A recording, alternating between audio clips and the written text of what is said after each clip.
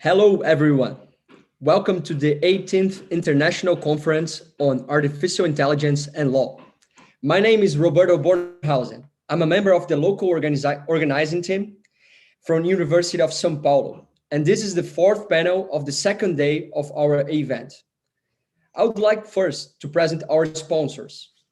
Jus Brasil is currently the #1 law and government website worldwide that makes high-value legal information easy and quick to access. And also our platinum sponsor, Albert Einstein Israeli Hospital, is one of the best-known health unities in Brazil and Latin America. Finally, for this panel, I would like to present our silver sponsor, Urbano Vitalino Lawyers from Recife, Brazil. Now, directly from India, I would like to present Mrs. Paheli Bhattacharya with the replay of her paper, Incorporating Domain Knowledge for Extractive Summarization of Legal Case Documents. This paper was presented this morning and now will be replayed for you, and Mrs. Paheli will be available here for questions and answers that she will give to previously registered questions in our platform OpenFi and also on YouTube channels. So now, please, the floor to Mrs. Paheli again for her replay. Bhattacharya from the Department of Computer Science and Engineering at IIT Kharagpur, India. I will be presenting our work, Incorporating Domain Knowledge for Extractive Summarization of Legal Case Documents. So case documents are inherently very lengthy, free-flowing, unstructured, and dense legal text. Reading and understanding these documents is difficult even for legal experts. Therefore, it is necessary to summarize these case documents. Existing legal IR systems employ attorneys or paralegals to manually write summaries. This incurs a high subscription cost of these systems. This calls for the need of developing automatic summarization systems with the overall objective to improve the legal understanding with lesser dependence upon experts. Now, document summarization is not a new problem. There are methods for news document summarization, scientific article summarization, and so on. Let us see what is different in legal case documents.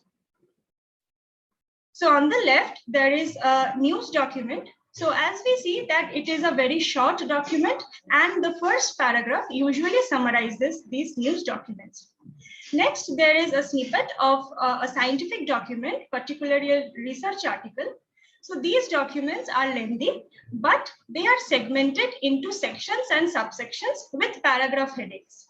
On the right, you can see a case document from the Supreme Court of India. These documents are lengthy, and it is just a free-flowing text with no section headings. There is something called rhetorical segments in a legal case document, but these segments are often not explicitly mentioned. Let us understand what these rhetorical segments are. So rhetorical segments or labels in a case document are the semantic functions which sentences in a case document plays. So these are usually one of the following labels. Facts, that is the sentences that denote the chronology of events that led to filing the case. There are sentences that denote the legal issues being discussed, so we call them as issue. There are also sentences that denote the ruling or judgments given at the lower courts, so we call them ruling by lower court. Similarly, there are arguments by the contending parties, which we call as argument. Sentences that have citations to established laws by the current case, which we call as the label statute. There are also citations to prior cases, and we call these sentences as precedent. There are sentences that describe the rationale or the reasoning of the court for the final ruling, and we call them as ratio of the decision. And finally, the sentences that give the final judgment or the conclusion of the court.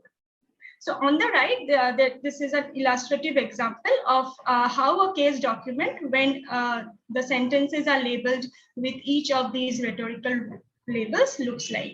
So the first approximately four sentences have been labeled as facts. Then some sentences have been labeled as issue. Then one sentence has been labeled as ruling by lower court, and so on. So legal experts have some guidelines on how to summarize a case document. Some of these guidelines from USA and UK are given in the links below.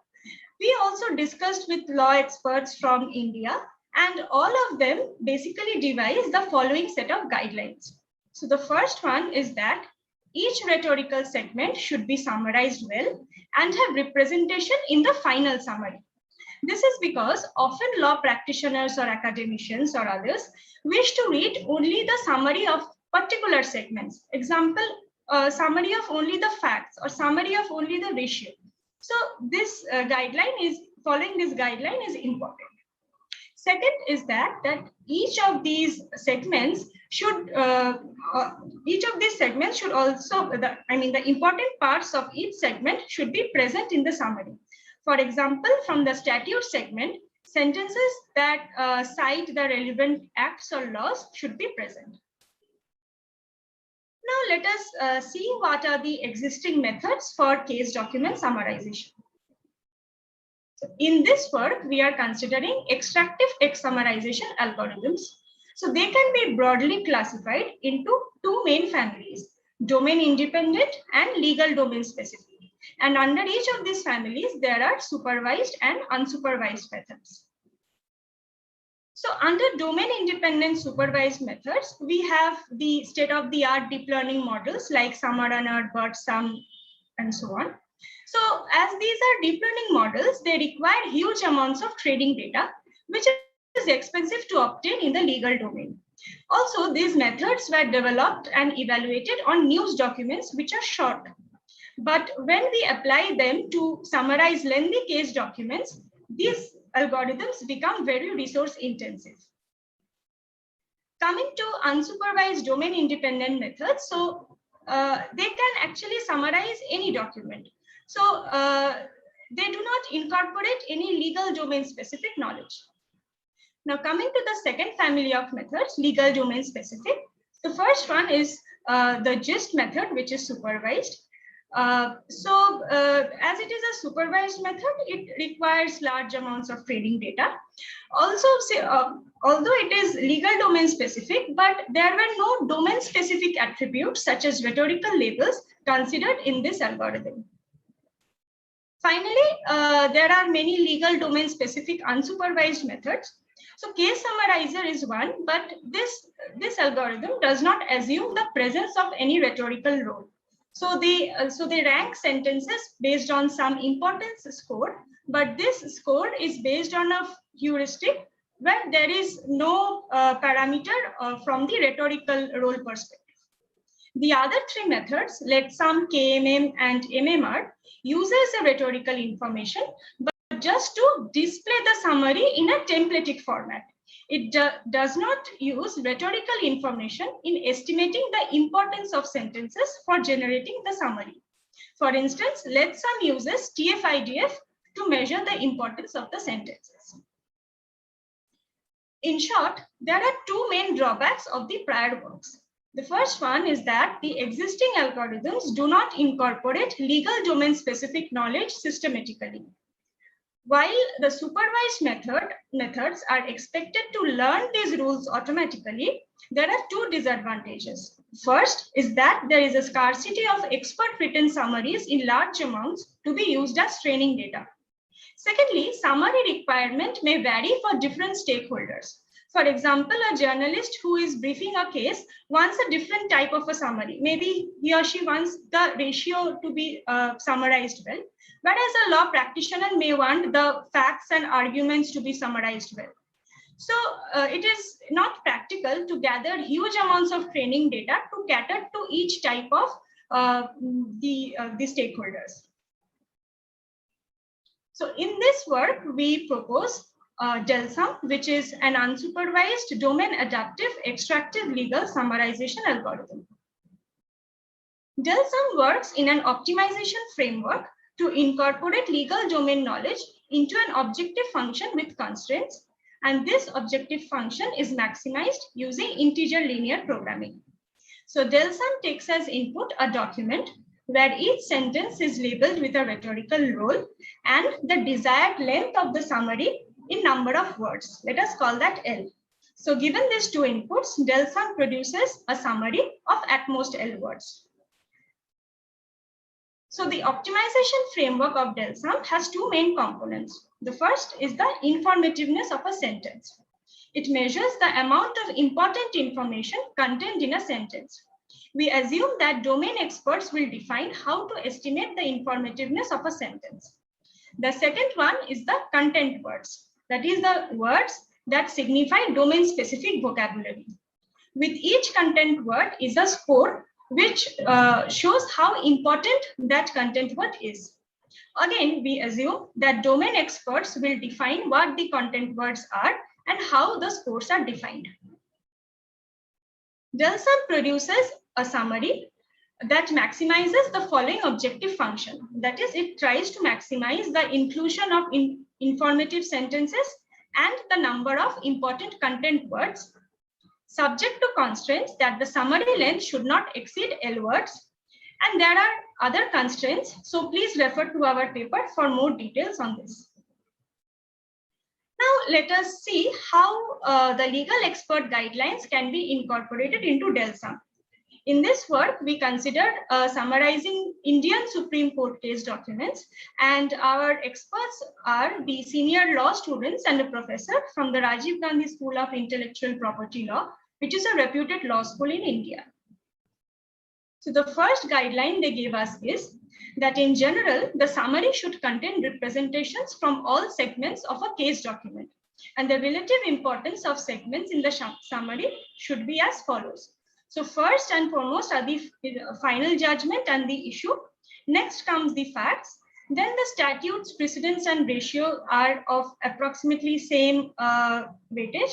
And then comes arguments. And the other label, ruling by lower court, is not so important to be included in the summary and may as well be discarded. So we formalize this in del sum as follows. So we have a variable called weight k, which defines the weights of each of these segments, and we assign the highest weight to the segment's final judgment and issue. And for the other segments, the weights decrease exponentially or linearly. We may as well assign discrete scores to or discrete weights to each of these segments.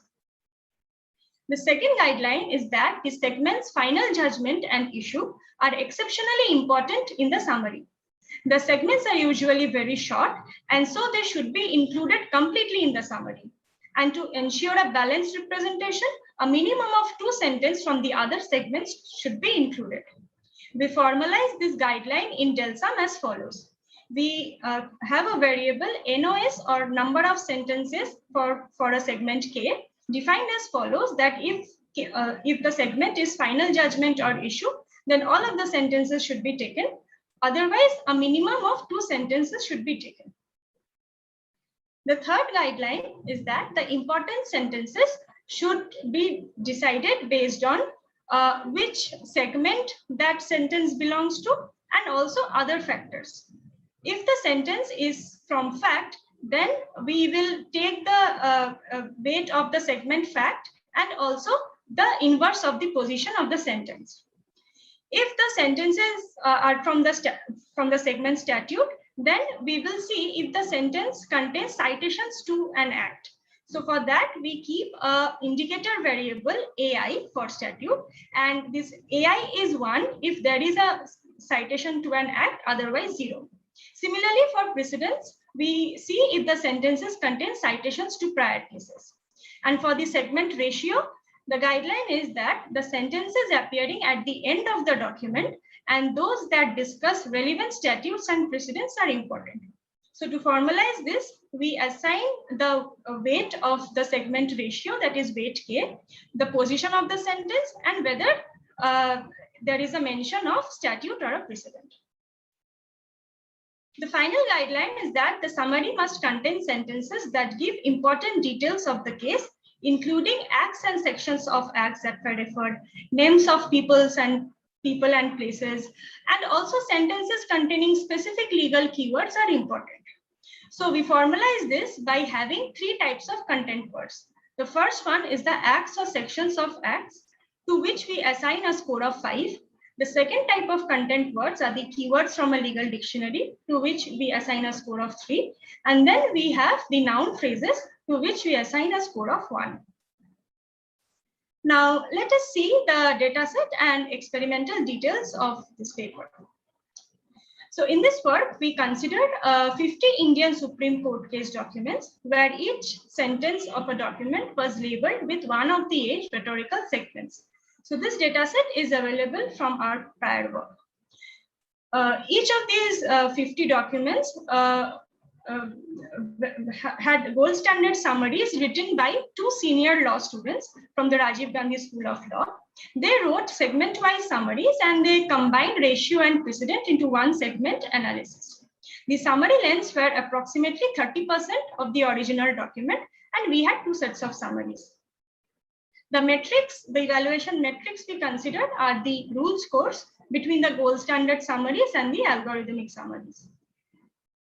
We considered several baselines. So from the 4 families, which I described in one of my earlier slides. So from the unsupervised family, we have domain independent as well as legal domain specific methods. And from supervised also, we have domain independent and domain specific methods. So the supervised methods were trained on 7,100 document summary pairs. So details of this training mechanism can be found in our paper. So now let's see the results of the approaches and also some analysis. So this table shows the Rouge 2 and Rouge L recall and F scores. So out of all the domain specific methods, both supervised and unsupervised, we see that DELSUM performs the best for all the measures. While comparing with supervised domain independent methods, we see that DELSUM outperforms both SummaRunner and BERTSUM. The difference with SummaRunner in Rouge 2 is not statistically significant. Note that DELSUM is unsupervised, whereas SummaRunner and BERTSUM were trained on 7,100 documents. Next, we do a segment-wise performance evaluation. So in this table are the segment-wise Rouge L F scores of all the methods. The values in red underlined are the ones which are less than 0.3, and the best value for each segment is in green bold. So as one can observe that DELSUM performs best in 3 out of the 6 segments. And overall, it achieves a balanced representation of all the segments in the summary. Especially, DELSUM performs better for final judgment and issue, which are the most important segments in the summary. These are also the shortest segments. Other algorithms with no domain knowledge completely misses these segments. So we have more analysis and intuitions in the paper. So till now, we have been using expert-assigned rhetorical role labels for summarization. But in a practical scenario, it is not possible that sentences in the input case documents will be labeled by the experts. So in this experiment, we use a state-of-the-art model to first rhetorically label the documents and then feed them to DELSUM. So the results show that the performance does not drop much, even when the rhetorical labels are around 80% accurate. Let us now give a brief note on the generalizability of DELSUM. So DELSUM is generalizable to documents from different jurisdictions as well as different stakeholders like law practitioners, students, etc.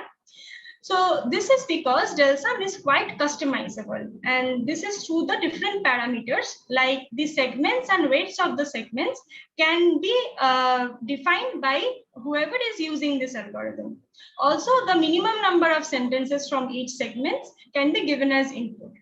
Finally, the content words and what will be the weight of these content words can be decided by the different stakeholders. DELSUM can be modified to include various guidelines. For example, if a stakeholder or jurisdiction wants the summary to have facts and final judgment, then WK and NOSK should be kept higher for K is equal to facts and final judgment.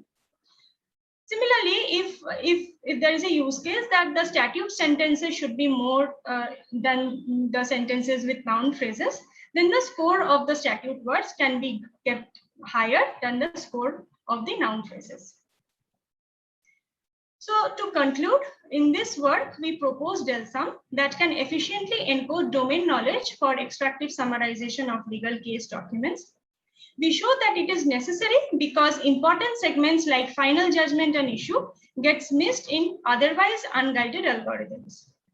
DELSUM achieves a balanced representation and it can also handle redundancy efficiently. It is also generalizable to different jurisdictions and stakeholders. So as a future work, we plan to explore how these otherwise hand-tuned parameters of DELSUM can be automatically derived, how the weights can be automatically derived. So our implementation of DELSUM is publicly available. I would like to conclude by acknowledging the law experts from the Rajiv Gandhi School of Intellectual Property Law, India, TCS for their fellowship, the Mirror EU project, and Complex Networks Research Group, IIT Kharagpur. Thank you, and I can take questions now.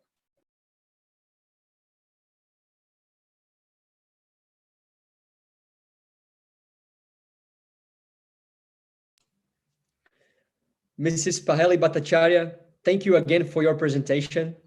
Now, our team has selected 2 questions from the audience. The first one from Brazil is a comment made by Mrs. Kaliani Pimentel. She says that you have a very interesting study and that in Brazil, this could complement case law headnotes, which are made without AI resources and generally by law clerks. Please, Ms. Paheli, the floor is yours. Yeah. To answer this question, what you call as head notes, we call it as summary, case summary. So they basically mean the same. So yes, our method can be used along with legal experts. So in a way that the guidelines on how a head note should be produced. So these guidelines will actually come from the legal experts or the law clerks. So, yeah.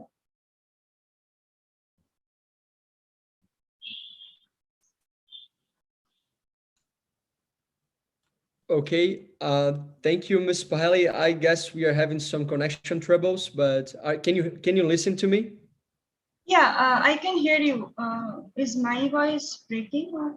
Okay, no, it's just okay. The problem is the camera. I believe we cannot see you right now because of connection, okay. but we can listen to you perfectly. Okay, now we can see again. Okay, perfect. May I pose you the second question? Is that okay for you? Yeah. Okay. So 1 second. We have a second question from Mr. Carlos Braga from Brazil as well. So he says, since the automatic summarization model was developed based on the structure of Indian court decisions, what are the main challenges in adapting this model for application in other countries? Okay, so to adapt it to other jurisdictions, we have to customize the different parameters of DELSUM. So the main parameters are like what are the rhetorical segments. So for Indian court decisions, like we have devised 8 rhetorical labels. So for some other jurisdictions, some other set of labels can be devised, and according to that, one can incorporate that into DELSUM. Apart from that, we also have to say that how much representation is required from each of the rhetorical segments into the summary.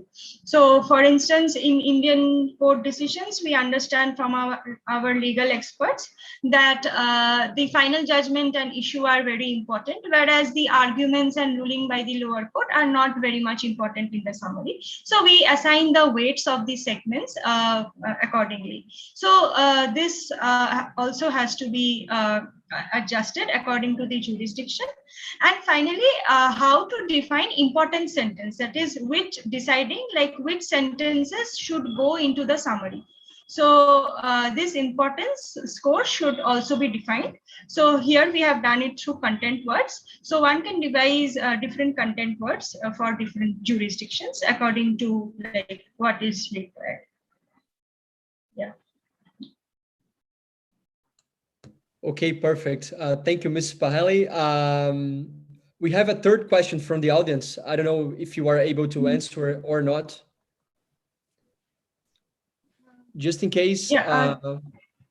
I believe, yeah, I Okay. believe we're running out of time actually. So I'll just pass the floor again to you for a final moment, one last minute, then you can have 1 minute more.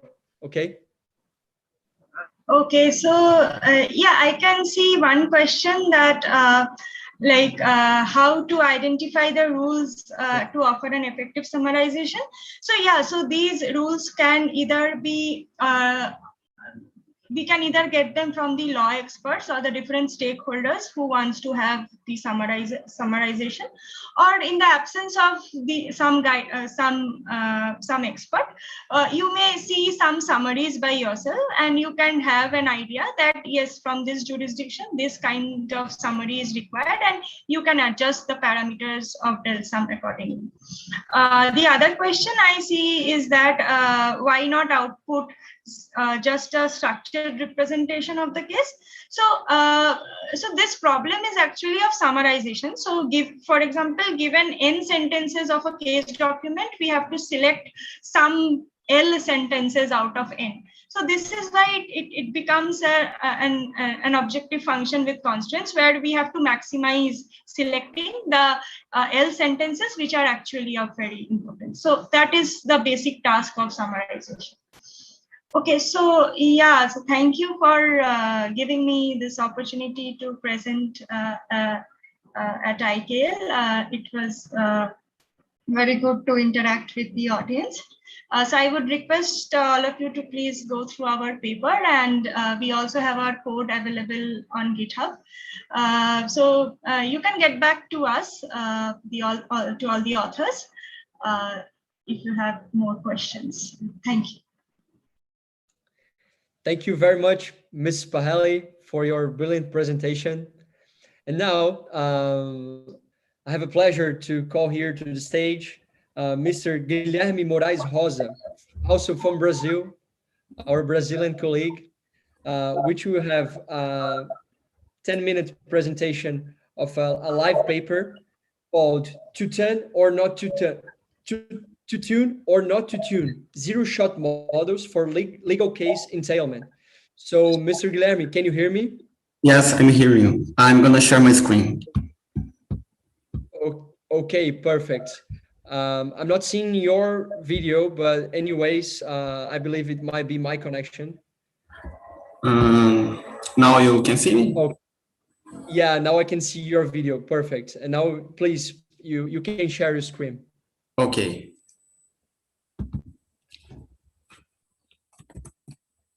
Is everything okay? Can you see my screen? Yes, we can. Perfect. Okay. So first, hi, good afternoon for everybody. My name is Guilherme Moraes, and for me, it's an honor to participate in this event. And in my presentation, I'm going to talk about domain adaptation and zero-shot models. Specifically, I'm going to talk about domain adaptation to the legal domain, and also about a proposed zero-shot approach to the task of legal case entailment. Legal case entailment is the second task of the quality competition in which we got the first place. But before starting my presentation, I'd like to introduce the other authors who participated in this work, which are Juan Chaves, Roberto Lotufo, and Rodrigo Nogueira. So, well, I'm going to start my presentation by talking about zero-shot learning and also about some related works that have applied zero-shot models to domain-specific tasks. Then I will briefly present some topics to provide a background on our work. Next, I'm also going to explain the zero-shot model that we use and how it was adapted for the quality task. And to finish, I will present the results and the main conclusions. So let's start. Well, Recent evidence shows that models trained on large and diverse data sets can achieve good performance in many out-of-domain tasks. And we can consider this situation as a zero-shot scenario, since the models were never trained on data coming from the target domain. In addition, we also know that zero-shot and few-shot models are becoming more and more competitive with fine-tuned models. So to test this new evidence and also to investigate the zero-shot ability in the legal domain, we participate in the legal case entailment task of colleague competition, and we were able to achieve great results using models with no adaptation to the legal domain. But I have to say that we were not the first to try this kind of approach. For example, using the same model used in this paper, Nogueira et al. Demonstrated a zero-shot approach that performed better than trained models on the test set of Track Robust. Another good example is Zhang et al. He used a zero-shot model to create a search engine to information about COVID-19, and his model was able to get a good performance on the Track COVID dataset without being trained with any data about COVID-19. And there is also the work of Pradeep et al. He applied a zero-shot approach to achieve the best or second best performance in specialized tasks of the text retrieval conference, for example, the Track Precision Medicine and Track COVID tasks. Well, a common feature of all these works that I've been talking is that the models were only trained on a general domain data set, and they didn't need any domain data to achieve the good results. But despite all these works in different domains that we have in literature, as far as we know, there is no strong evidence that zero-shot models have this similar behavior on legal domain tasks. So, until now. So, the main contribution of this work is that we show for the first time for the task of legal case entailment a zero-shot model that performs better than models adapted to the legal domain. But before going into detail about the proposed approach to this task, I'm going to explain some important topics to provide a background about the presentation. Well, the first topic I'd like to talk is zero-shot domain adaptation. Zero-shot domain adaptation is when a model is able to solve a task in a target domain without receiving any trained examples in that same specific domain. In our case, the model has never seen text from legal domain, and it was only trained on text coming from general domain. Now, speaking about the COLI competition. COLI is an annual competition promoted by the University of Alberta, and the goal is to improve automated systems on legal tasks. And among the 5 tasks of this year competition, we participate in 2 of them, the legal case entailment task and the legal case retrieval task.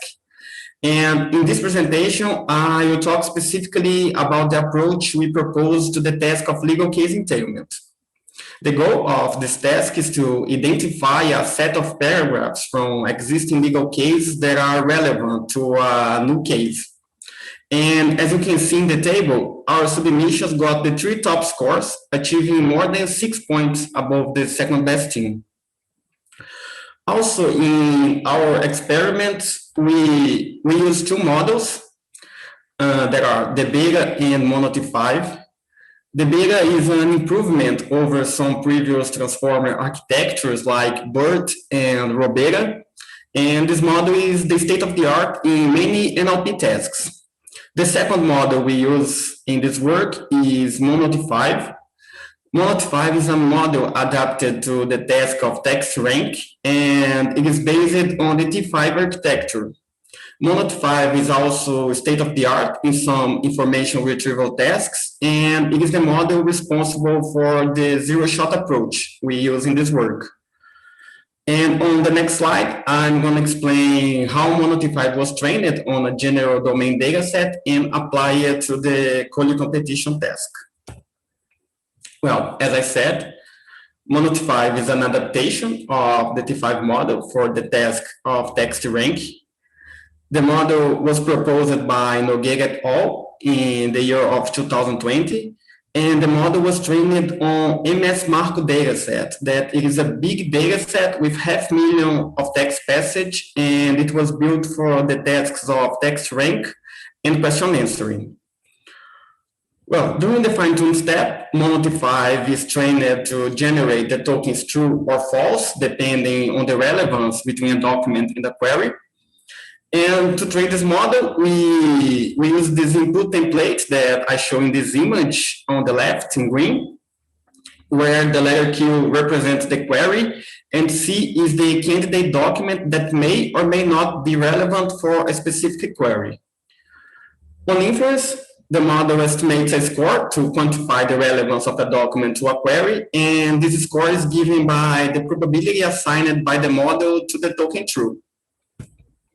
Well, in this slide, I present the results of the experiment. All models were trained and evaluated using the COIL competition dataset, except for Monody 5 zero shot that was trained only on MS Marco. And the approach we use for this task is considered zero shot because the model was trained and evaluated on datasets coming from different domains. In this case, we trained it in a general domain text and using the MS Marco dataset. So our zero shot model has never seen text from the legal domain during training, only during inference. And as can be seen in this table that I show, the results shows the efficiency of the zero shot approach, because despite not having been trained in any data coming from the legal domain data, Monody 5 zero shot achieves a better performance than the beta and Monody 5 models that were trained on the COIL dataset. In addition, our zero shot model achieves the best result of a single model in this task, and also performed very close to the beta T5. The beta T5 is an ensemble between the beta and Monody 5 models, a combination of both models, both trained on COIL dataset and considered the best submission for this task in the competition. Well, it is important to note that despite the beta 5 performance being the best among all submissions in this competition, this ensemble demands training time, computational resource, and also data augmentation to perform well in the legal case entailment task. While Monody 5 zero shot doesn't need any adaptation. The model is already available online, and it is ready to be used. Now, coming to the conclusion of the presentation, I'd like to say that in this work, we show for the first time for the legal case entailment task that models without fine-tuning to the target task can perform better than models trained to the task itself. The results show in the legal domain a counterintuitive finding similar to other domains that, given limited label data, models with no adaptation to the target task may be more robust to change in data distribution. They also may have a strong generalization ability, and they also tend to perform better on held out data sets than models trained on the target domain. We also know that domain-specific models and adjustments made during the fine-tune process are promising directions for future research, but we believe that zero-shot approaches are very important because they allow the development of high-performance systems for tasks or for domains that have low availability of data. And a good example of this scenario of low availability is the legal domain. And in addition, the zero-shot models can also be used as strong baselines in our experiments. Now, to conclude, it is important to say that this research may have implications for new experiments beyond the scope of the legal case entailment task. And it is also possible that other legal tasks with limited label data, for example, the legal question answering task, could also benefit from our zero-shot approach. And now, before finishing my presentation, I'd like to introduce you to the members of the NeuroMind team. And to conclude, I'd like to thank you all for watching.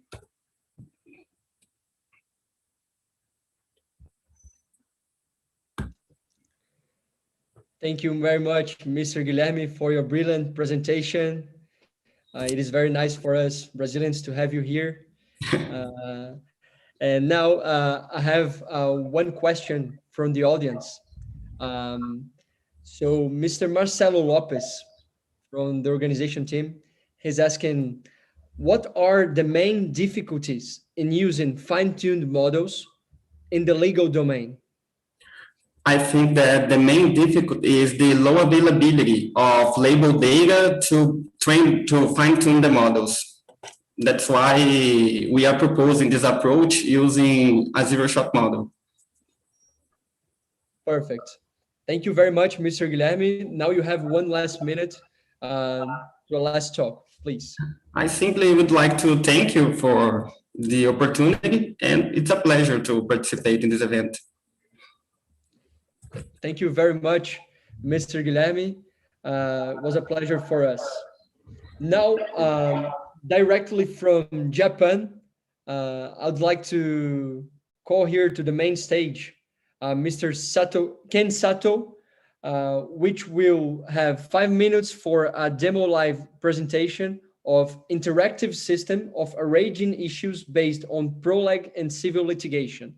So please, Mr. Ken Sato, the floor is yours. Can you see the slide? Yes, we can see your screen perfectly.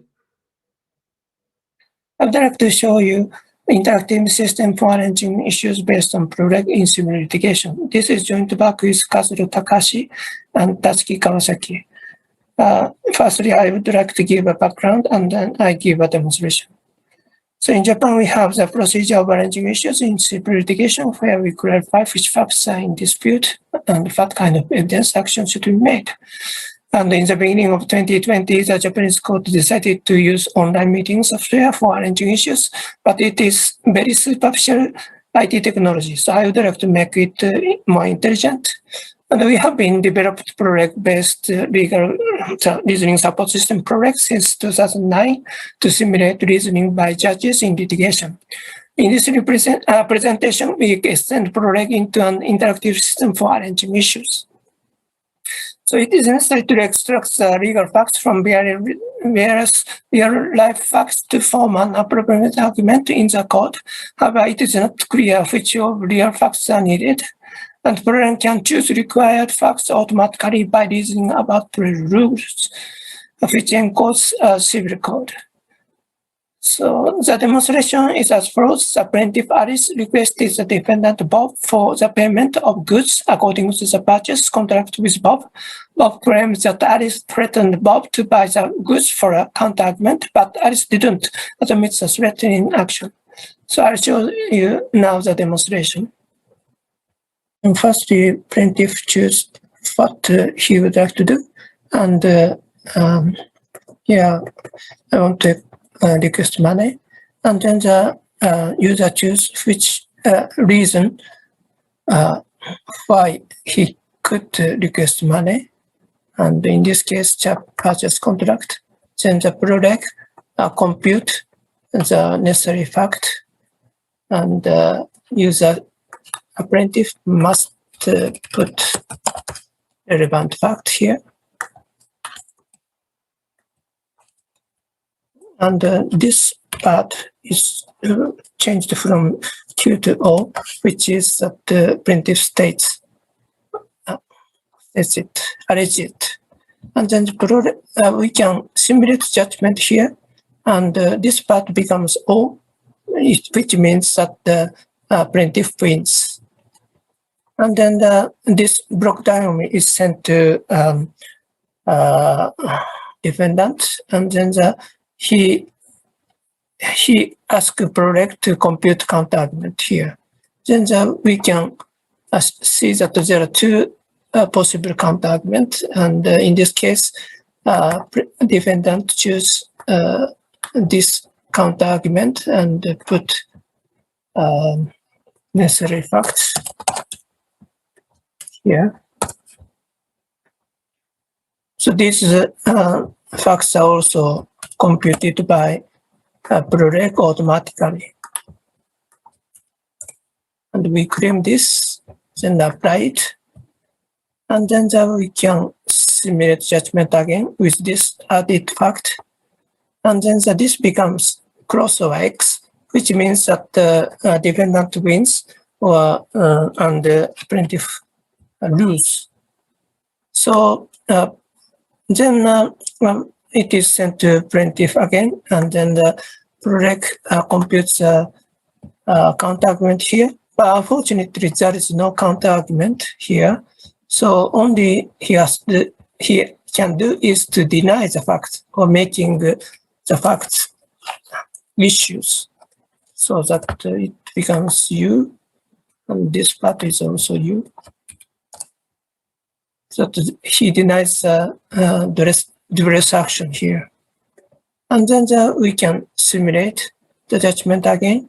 In this case, this part becomes U undefined unless these issues are solved. So we can arrange the issues using this interactive system. So I conclude my talk by using extension ProRec.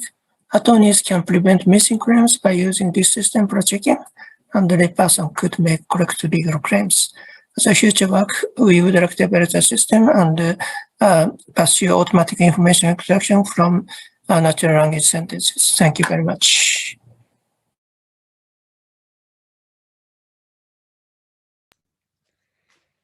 Thank you very much, Mr. Ken Sato, for your brilliant presentation. And now, directly from Canada, I would like to call to the main stage Mr. Ernest Thiessen and Mr. Graham Ross to a live demonstration of a working collaborative e-negotiation system. Please, Dr. Ernest, the floor is yours.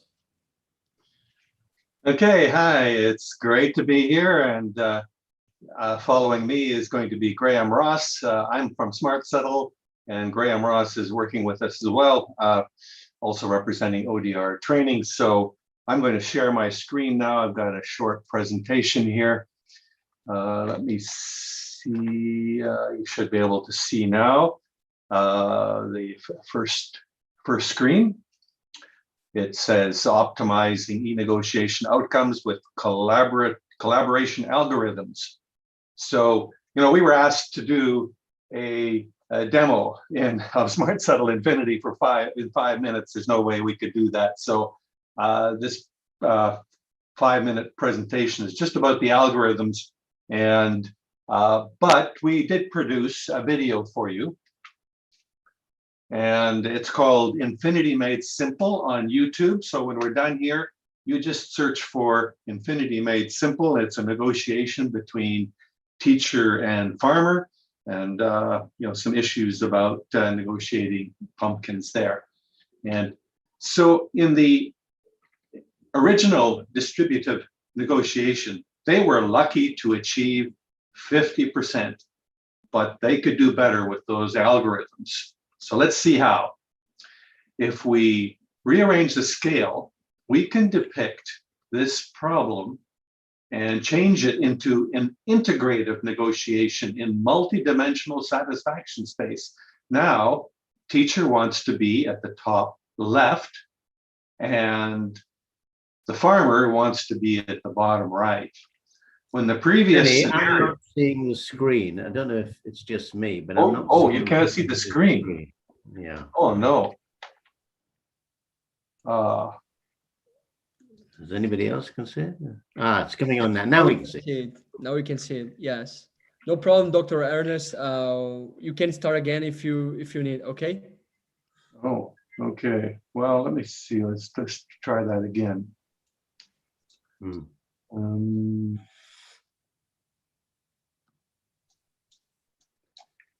Okay, we're at the beginning now. Yeah. Can you see it now? Yep. We can see with your notes. Yes, If you want to play it. Yes. Okay. Let's see. if you Try play it. that again. Okay. How about now? Yep. Is that better? Perfect. Perfect.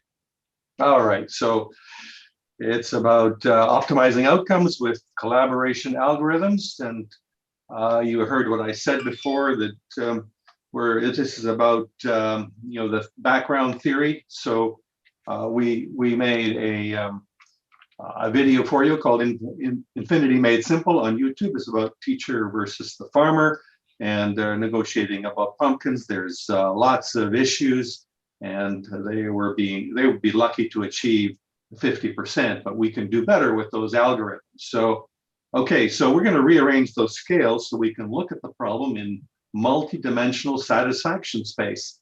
Now, teacher wants to be at the top left, and farmer wants to be at the bottom right. So in the previous scenario is plotted, we can see that it's actually possible to do better. They're short of the efficiency frontier here. And a famous person called John Nash, Nobel laureate John Nash, worked on this quite some time ago, and he said, traditional negotiations end up at the Nash equilibrium. However, with maximized utility product and a dose of collaboration, negotiators can get to an optimal solution.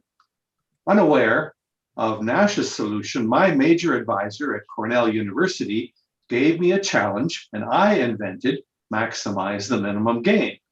My experiments predicted 16% gains for each party.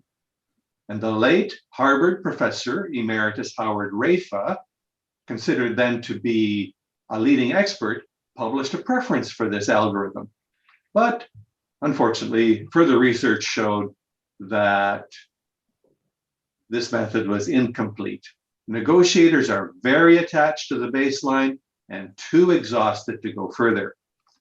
Some years later, visual blind bidding was born. Visual blind bidding virtually eliminates the tedious negotiation dance that characterizes traditional negotiations. A comprehensive process first creates a single negotiating framework. This is like the final agreement, except for blanks representing the unresolved issues. Sophisticated modeling enables parties to represent their preferences so that they can easily determine how much each package is worth, and also define minimum satisfaction. Any area above is called the zone of possible agreement. The neutral site helps parties exchange proposals, and neither of the initial proposals here is acceptable to the other party. But Smart Settle, knowing how each party becomes satisfied, can generate intelligent suggestions. If the parties place secret bids on satisfactory packages, Smart Settle will check if there's an overlap. If there's a small gap, then the automatic deal closer can close it instantly.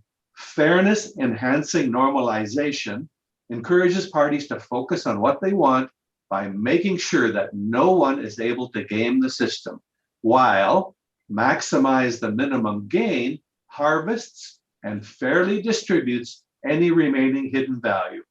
In the rare case of no agreement in final session, the expert neutral deal closer can guarantee a collaborative outcome. Throughout the process, another algorithm called Reward Early Efforts works to discourage holding back. Increased settlement rates save time and money in all types of negotiations and promote access to justice.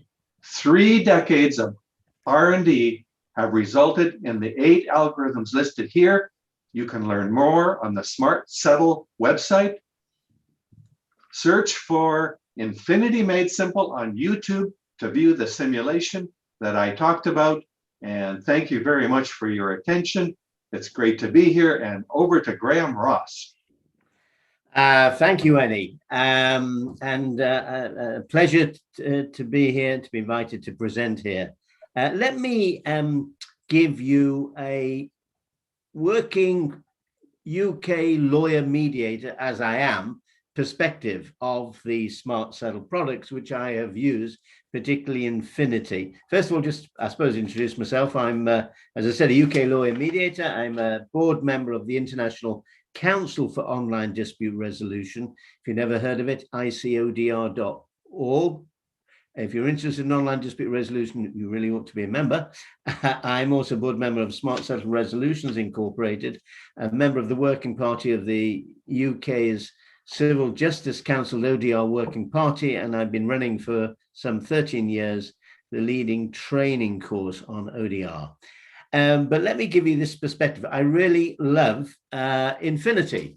And let me give you 5 reasons. I love it because no settlement is ever reached on the system unless it's been notified as acceptable to both parties. So this is not the machine telling people how to resolve. It's helping people to resolve it. I love how it requires skilled mediators to accurately inform the machine of the preferences of each party. So there's no jobs, no mediator is going to be out of work because of this. This is an example, a very good example of that other AI, augmented, not artificial intelligence. It's augmenting the skill of the mediator. Thirdly, I love how the parties can submit proposals to the system anonymously, and the other party doesn't know when it looks as a proposed package to settle if it came from the opponent, from the mediator, or from the machine, because the machine learns so much from what is fed into it that it can identify what is more likely to be acceptable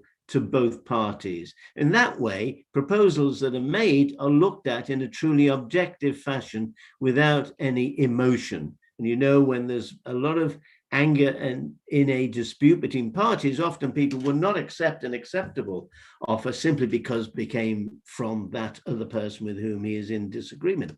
Fourthly, I love how you can use it even outside of mediation, just for a party to model a negotiation strategy before entering into mediation. And fifthly, and finally, I love how it focused the parties' minds from the outset on the final part of it, the resolution, rather than spending all this time arguing over the previous facts that led people into the dispute in the first place. It's extremely positive. Just give you one, finally, a real world example of how all this fits in. Imagine an unfair dismissal. An employer sacks somebody and the employee feels it was done infernally and he has rights to claim compensation. Now, supposing that when this employee took up the employment, the contract said that when he left the employment of the company, he mustn't work, he could not work in the same industry for 2 years. Now, using Infinity, the mediator would want to find out from the employer what their interest in maintaining this bar out really was. Now, imagine the employer said, oh, we're not really bothered about this bar out. This man can't cause us any damage. He wasn't very high up in the in the food chain. Whereas for the employer's point of view, he might tell the mediator using Infinity, trying to assess his preference, that it was really be really important if he could avoid having this bar out. And so in the situation, Graham, like they want us to wind it up.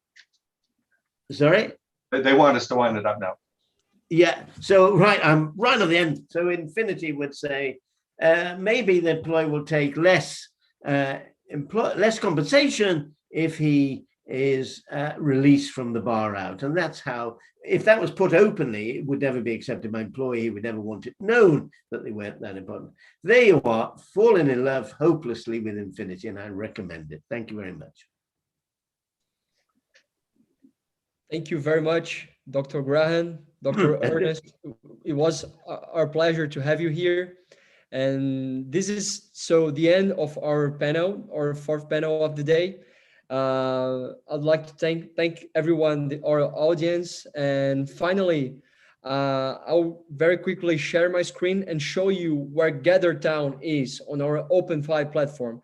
We are all going to meet during this 1 hour and a half break there in GatherTown. So I'll just share my screen here and show you how to log in on GatherTown.